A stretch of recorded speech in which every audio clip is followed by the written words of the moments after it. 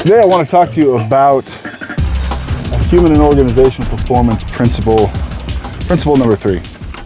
Individual behavior is largely determined by organizational processes and values. And as you may know, one of my hobbies is horses. So this is my young filly, Addie. She's one of my favorite horses. We spend a lot of time together. Today I'm just going to groom her, and I want to demonstrate or give you an example of what human and organizational principle number 3 really looks like. Okay? And I'm going to use my horse Addie here to demonstrate. So say I want to groom her. One of the things I value as a horse owner and a horse trainer is Addie to be responsive to what I ask, right? In a way that she is respectful. So if I ask something, I want her to respectfully listen and do that for me. Right? So when I groom her, I'm going to work on her right side. And when I'm working on her right side, I want her to move her back end over to the left. And I'm going to just gently ask, and then I'm going to ask her a little more firmly, And then when she gives me what I want, I'm going to praise her. One of the things that Addie loves is she loves her butt scratched. So she gives me what I ask, and I praise her, and I give her what she wants. I give her a little scratch on the butt. She enjoys it. And then I can move on with grooming her. Okay? So I'm just going to give her a nice little groom. She's kind of dirty. Get some of this out. But the thing about HOP principle number 3 is that so often organizations and leaders want their people to do the right thing. And they expect their people to do the right thing 100% of the time. But they don't reinforce the right thing 100% of the time. So they do not always correct the negative behavior. They don't always praise the positive behavior. And so they get inconsistency in the behavior of their employees and their people. So I'm going to ask Addie again. This is the nice way to ask her. I point until I want her to move this way. Nope, she got it wrong. So I'm going to say, hey, come on, give me a little more. Come on. I'm going to give her a little kiss. Come on. Come on, babe. Keep going.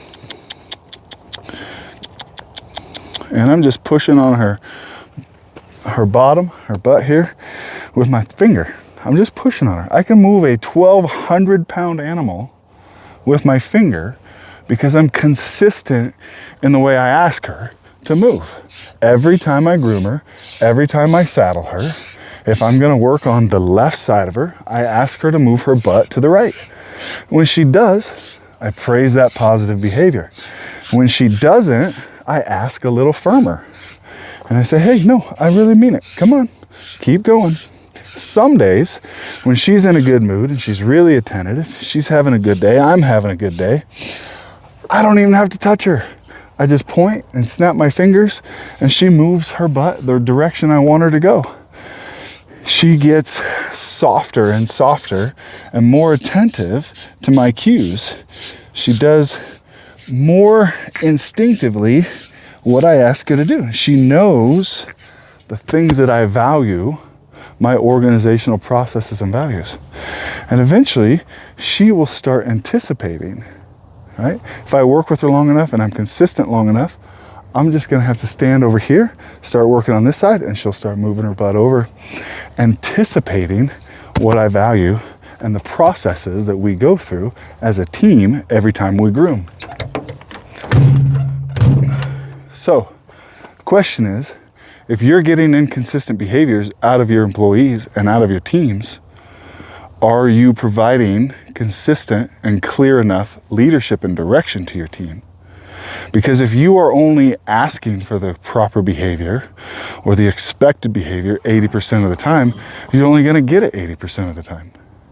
Or you might even get it less than that. You might even only get it 50% of the time because your people aren't certain that you're going to follow up with it every single time.